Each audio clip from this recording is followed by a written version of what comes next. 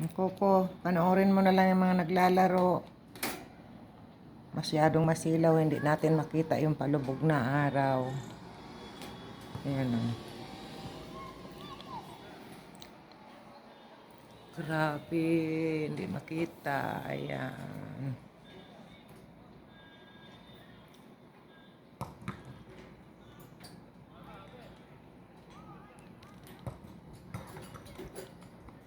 So, in 5:30, nilalabas ko si Coco. Ayan, manonood siya ng mga nagsa-soccer ball.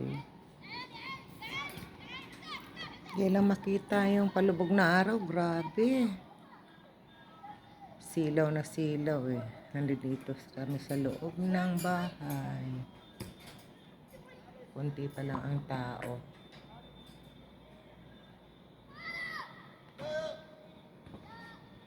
Mamaya sa gabi, marami na yung tao.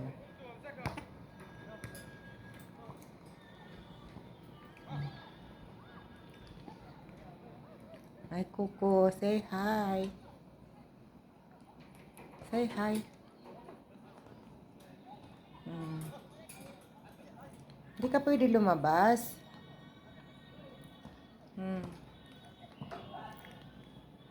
Pasaway na naman. Gusto na naman.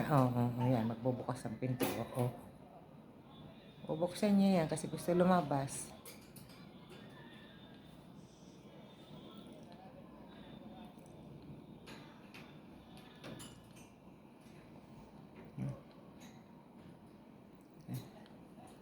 Tingnan niyo yung dapuan niya. Ubos niya na yan sa kakikit-kit.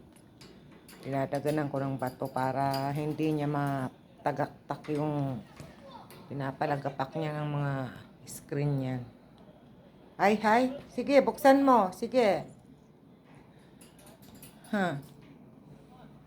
Manood ka na lang doon, oh.